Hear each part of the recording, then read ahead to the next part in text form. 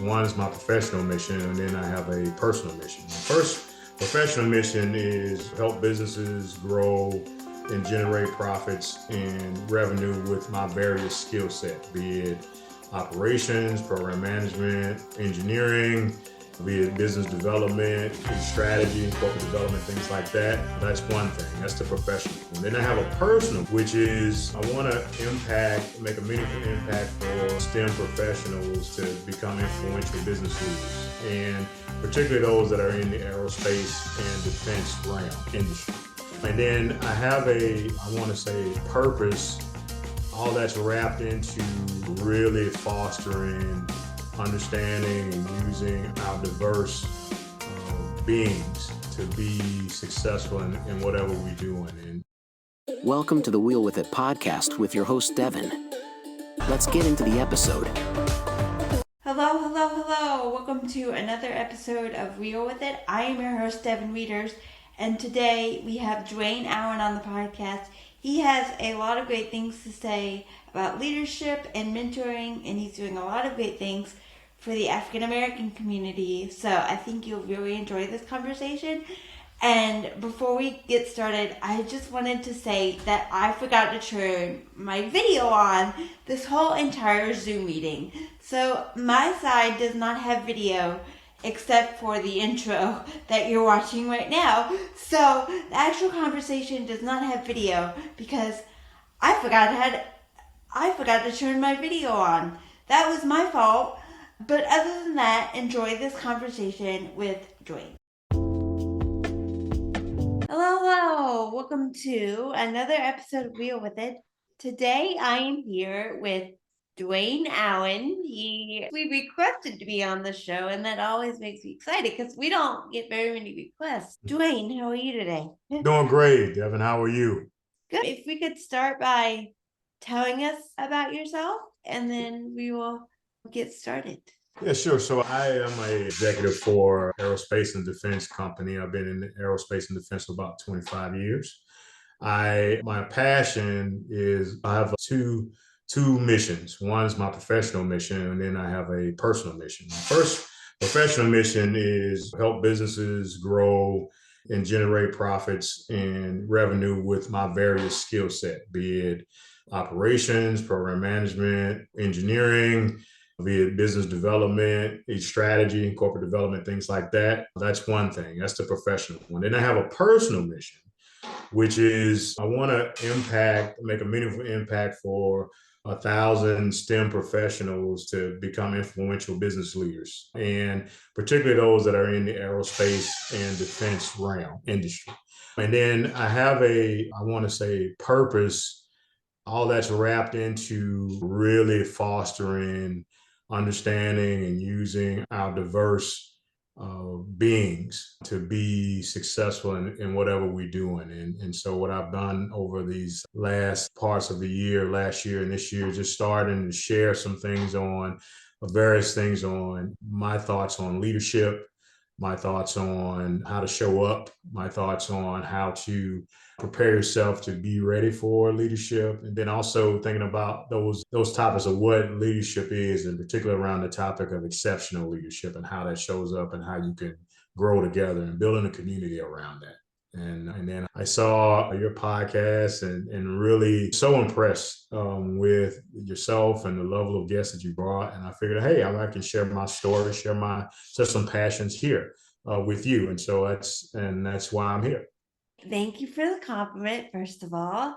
And second of all, how did you get into this leadership thing? Was it just by accident or? No, it's actually something I want to say I'm a spiritual person. I think it's driving towards my God-given purpose, right? You know that I don't know how I'm not going to date myself. That kid that's always, even in kindergarten, first, second grade, the one that's always thrown in front to go speak for the class or at the school ceremony and things like that. Yeah. I was that kid, right? I was that kid that had to speak in church, Black, particularly down in the where I grew up in Memphis, to talk about Martin Luther King Jr. and speak on a Black history topic. Or I was that student in college where I wasn't the smartest student, but I was always the one that was in front to speak and speak about the project, particularly in engineering or in my work life. It's been someone who's been able to, even as if I was leading a team or being a part of a team, to bring that team together around a common vision, a common strategy, a common goal, and executing to meet results. And so I think what that is in my essence is that in leadership, right? And it's shown up in a lot of all my tasks as I've been doing, and that's probably what it is. And I say, hey, you know what? I got something to share with the world, and it's unique, but it's also a culmination of study and culmination of experiences and a culmination of just thoughts and things that I would like to put out into the space. And so I think that's probably my purpose, and I'm growing into that purpose, if you will. That's great. Can you give us a little definition of what exceptional leadership is to you? Yeah, exceptional leadership to me is embodying all those characteristics of a leader to bring a team together, because you can't have leaders without followers, to influence folks from move from point A to point B. And it's not just say, hey, I'm a hard charger. It's more about being able to influence and have a vision and being able to communicate that vision, being able to show people what good looks like and executing that vision, and then help holding yourself and everybody accountable to those traits of execution to get to the results that you want to get to. And it's a bunch of tenets that we're going over. You can check out my podcast, and you'll check out my newsletter that's out there around that, called The Storyteller, at storyteller.beehive.com, really to talk about a lot of those traits that are embedded in that. So we will put all those links in the show notes. Sure. Can you give us what you think some of those traits are, just very briefly? Yeah, so I'm going to begin with where you start and what you are, right? And how you build your personal leadership. And I have this moniker called the 5B. And it's some characteristics that you got to be, and excuse the pun, but pardon the pun, to really show up in the space that you're in and executing something, whatever it be. And this could be for high school, college, in your professional life, in your personal life, in your community-based life, right? And those B's are, the first B is be prepared, right? And that's about understanding the situation that you're going into, really looking and researching and being prepared in those moments and for that moment that's going to occur. The second one is be on time, right? And be on time is more than just a chronological thing where, hey, I'm on time for this podcast, but it's also being able to say the right thing and having the ability to say the right thing at the right time to move a conversation, move an execution, move a point forward. The third point is a trait that I say is I want you to be inquisitive, right? Where you're in a session of a group of people or within yourself, or you research or something, and asking the questions that really drive innovation and drive being, first it says that you're present, but it also drives innovation between you and the group that you're in, or you just going through a topic to get to those results. It's asking the why, how can we do this better? Or here's an idea that I have, can I add it here? Just that's those type of things. The fourth thing is being impactful. Be impactful. And being impactful is about me figuring out where I fit in and how can I add value to the situation I'm in. And that's good. And really showing up and delivering on that value and delivering on it to that point of here. I'm being impactful today and trying to add value to your podcast. And I've studied myself to make sure that I'm ready and trying to make sure I'm bringing value to what your podcast brings, right? Along with sharing my thoughts and bringing that to the world. And then the last piece, I call it, and the most important one, is be yourself. This is understanding who you are, what you are, and being authentically you in the place that you're in. If you are somebody I'm a big Clifton Strengths guy, so if you're somebody who leads from a point of influence, you're making sure that you are showing up as who you are in your comfortable self. First is authentic.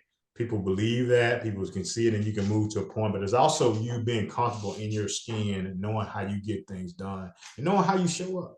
and being strong in that. So you don't have to dim your light, if you will. We all beautifully and wonderfully made in an image of our creator. And so we must show up and be proud of that image that and how we're made. So that is amazing what you just said. How can people like develop some of these?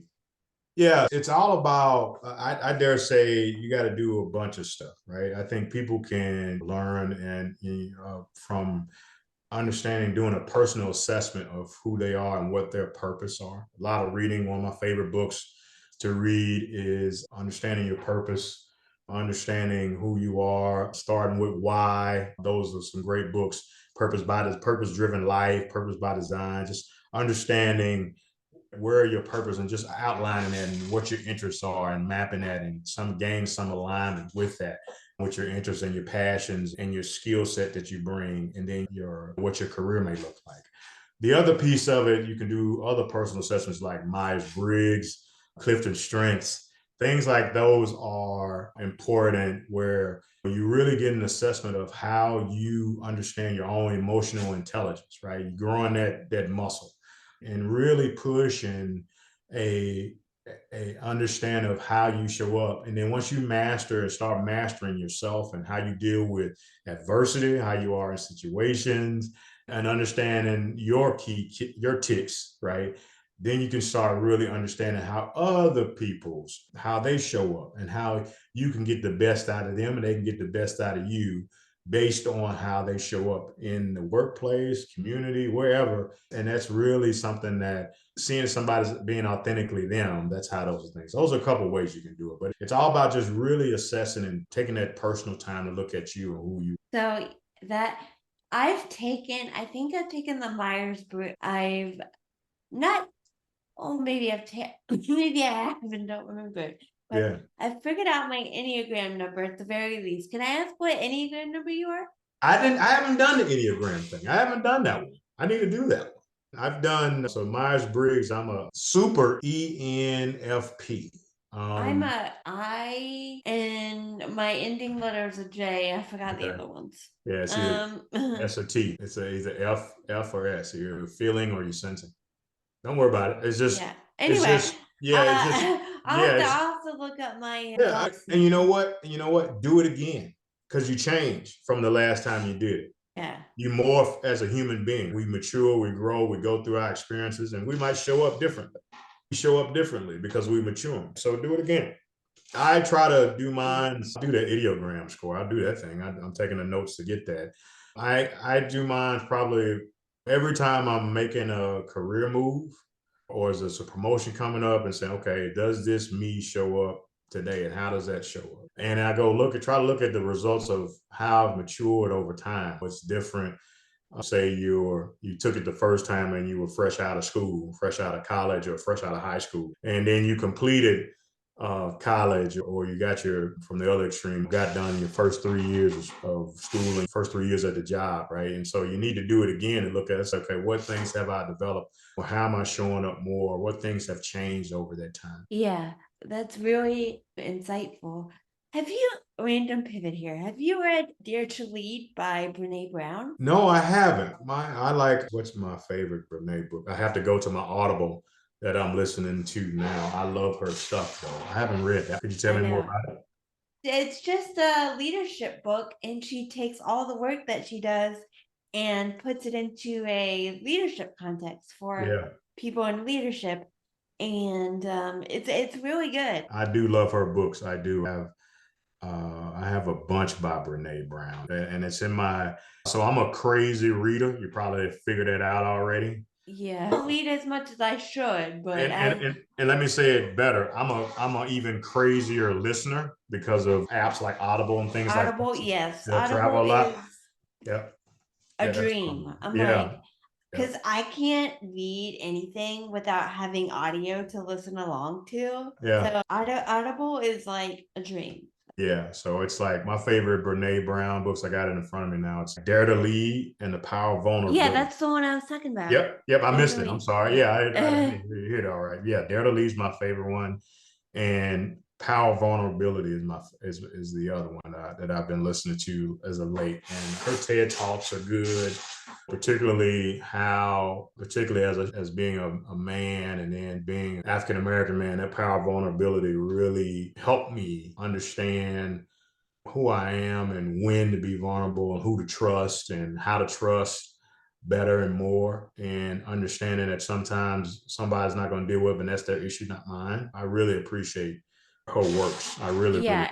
And she's funny too. Yeah, She's she's pretty very good at funny. it. Yeah, and she's matter of fact, right? Yeah. She just gives it to you to the truth, and I always appreciate lecturers that give it to you, give it to how my grandfather used to say, go give it to you, get it to where the goats can get it. And so it means you don't come up here, you put it at a level that everybody can understand. So I really appreciate that.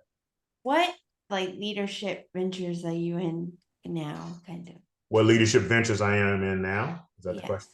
So I've been in a bunch. You don't have to give us the whole thing. No, the one that I am in right now is I'm a leader in this organization called the 100 Black Men of Greater Charlotte. The 100 Black Men of America is one of the oldest mentoring organizations, started in the 1960s. It was started by a group of African American executives during that time, as well as somebody you might know like Jackie Robinson, to really focus on mentoring boys and mentoring African American boys and getting them prepared for life as a whole, and looking at them as a whole person, and using that. And I serve as I'll keep my title is I serve as the vice president of leadership and development. And I have a couple programs and a team of gents that help me out.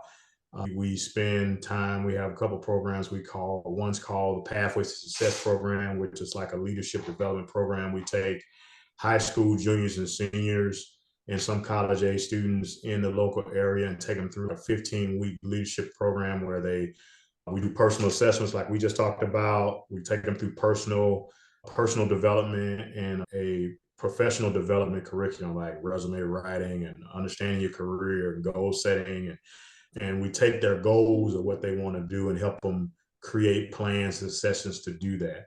Along with that, we also provide them mentoring, and we call it a mentoring over a lifetime. And we take with the 100 Black Men of America has this thing called the 4 pillars, where we talk about education, mentoring, health and wellness, and economic development, where we take all our students and all our cohorts and mentees through a set of programming to help them be prepared for life. And we mentor them through a lifetime. And we really target mostly African American boys to men at ages starting in elementary school all the way through college.